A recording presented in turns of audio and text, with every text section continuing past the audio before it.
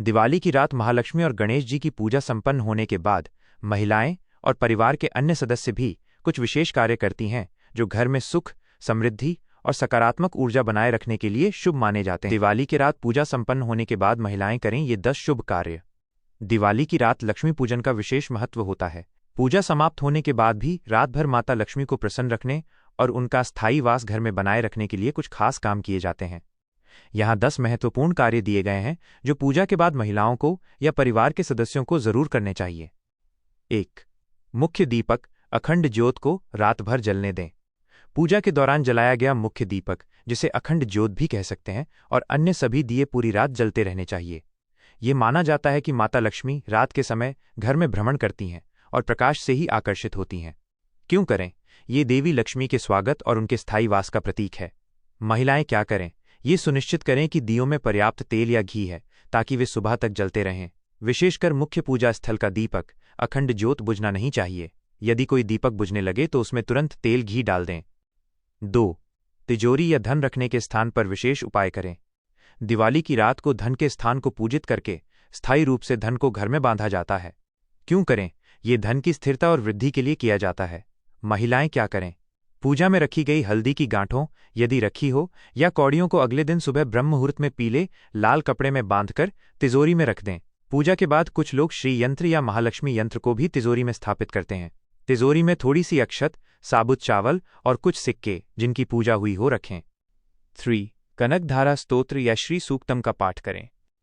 पूजा समाप्त होने के बाद देर रात तक इन स्तोत्रों का पाठ या श्रवण करना अत्यंत शुभ माना जाता है। क्यों करें?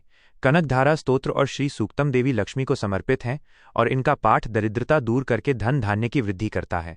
महिलाएं क्या करें? शांति और एकाग्रता के साथ बैठकर या लेटकर भी इन पवित्र स्तोत्रों का पाठ करें या सुनें।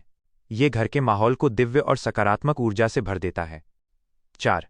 घर के सभी कोनों में दीपक जलाएं। केवल पूजा स्थल पर ही नहीं, बल्कि घर के हर कोने में, विशेषकर अंधेरी जगहों पर दिए जलाना आवश्यक है। क्यों करें?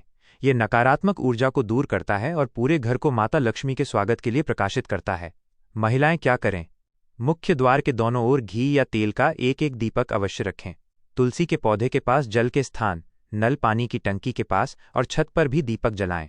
उत्तर दिशा, कुबेर का स्थान और ईशान कोण, उत्तर पूर्व में दीपक जरूर रखें। 5. प्रसाद और भोजन ग्रहण करें तथा बांटें।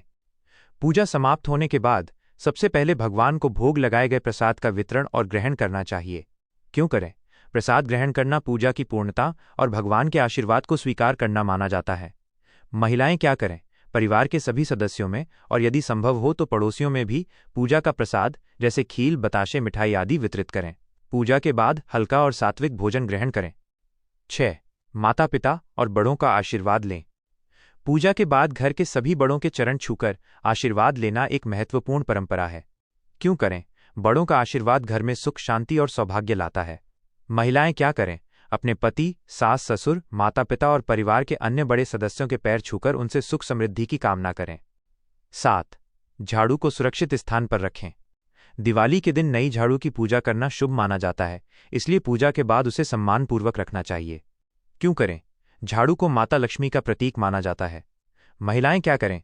पूजा में रखी गई झाड़ू को रात भर किसी ऐसी जगह पर रखें जहां किसी की नजर सीधे उस पर ना पड़े।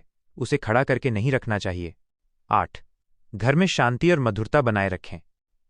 दिवाली की रात घर का वातावरण शांत और प्रेमपूर्ण होना चाहिए। क्यों करें? माता लक्ष्मी उसी घर में वास करती हैं जहां प्रेम, सौहार्द और शांति होती है। महिलाएं क्या करें? किसी से भी वाद विवाद न करें। हंसी खुशी और प्रेम से बात करें। घर के वातावरण को शांत और सकारात्मक रखें। 9. दान पुण्य का संकल्प लें। यदि पूजा के दौरान दान का संकल्प लिया गया है तो उसे पूरा करने की योजना बनाएं। क्यों करें?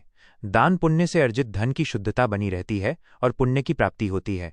महिलाएं क्या करें? पूजा के बाद ये तय करें कि अगले दिन या शुभ समय में किसे और क्या दान करना है, जैसे अन्न, वस्त्र या धन। 10. अगले दिन की तैयारी करें। गोवर्धन पूजा, अन्नकूट। दिवाली के अगले दिन गोवर्धन पूजा या अन्नकूट का पर्व मनाया जाता है। क्यों करें? पूजा के बाद अगले दिन के पर्व की तैयारी करना एक व्यवस्थित गृहस्थी का प्रतीक है। महिलाएं क्या करें? पूजा समाप्त होने के बाद अगले दिन की पूजा के लिए आवश्यक सामग्री और विशेष पकवान बनाने की प्रारंभिक तैयारी कर सकती हैं। अंतिम महत्वपूर्ण कार्य, क्षमा याचना। पूजा समाप्त होने के बाद माता लक्ष्मी और भगवान गणेश से पूजा में हुई किसी भी भूल चूक के लिए हाथ जोड़कर क्षमा याचना अवश्य करें। क्यों करें? अनजाने में हुई गलतियों के लिए क्षमा मांगने से पूजा पूर्ण मानी जाती है और भगवान प्रसन्न होते हैं। ये सभी कार्य परिवार में सुख, शांति, समृद्धि और देवी देवताओं के आशीर्वाद को बनाए रखने के लिए किए जाते हैं। पूजा संपन्न होने के बाद प्रसाद, जो भोग के रूप में भगवान को अर्पित किया जाता है, का वितरण और सेवन अत्यंत शुभ माना जाता है। धार्मिक मान्यताओं के अनुसार प्रसाद सबसे पहले निम्नलिखित क्रम में दिया जाना चाहिए। 1. परिवार के सबसे छोटे बच्चे। मान्यता, शास्त्रों में बच्चों को साक्षात ईश्वर का स्वरूप माना गया है, इसलिए भगवान को भोग लगाने के बाद सबसे पहले परिवार के सबसे छोटे बच्चे को प्रसाद खिलाना चाहिए। यह अत्यंत शुभ होता है और माना जाता है कि इससे भगवान विशेष रूप से प्रसन्न होते हैं। 2. परिवार के सदस्य। छोटे बच्चे के बाद प्रसाद को परिवार के सभी सदस्यों में बांटा जाना चाहिए। वरिष्ठता का क्रम, आमतौर पर सबसे पहले घर के वरिष्ठ सदस्यों, माता पिता, सास ससुर, दादा दादी को प्रसाद दिया जाता है, फिर अन्य सदस्यों को। इससे उनका आशीर्वाद भी प्राप्त होता है। प्रसाद स्वयं ग्रहण करना। प्रसाद बांटने के बाद पूजा करने वाले व्यक्ति, जैसे कि आपको भी स्वयं प्रसाद ग्रहण करना चाहिए। 3. अन्य शुभ किस्से। यदि आपके घर में प्रसाद की मात्रा अधिक है या आप विशेष रूप से पुण्य कमाना चाहते हैं तो इन जीवों को भी प्रसाद का अंश देना शुभ माना जाता है। गाय, गौ माता। गाय में सभी देवी देवताओं का वास माना जाता है। भोग लगाने के बाद गाय को प्रसाद खिलाना बहुत ही शुभ और पुण्यकारी माना जाता है। गरीब या जरूरतमंद लोग। प्रसाद का कुछ हिस्सा गरीब या जरूरतमंद लोगों में वितरित करना चाहिए। पड़ोसी और मित्र। घर परिवार के बाद अपने पड़ोसियों, मित्रों और रिश्तेदारों को प्रसाद देना सौहार्द और आशीर्वाद बांटने का प्रतीक है।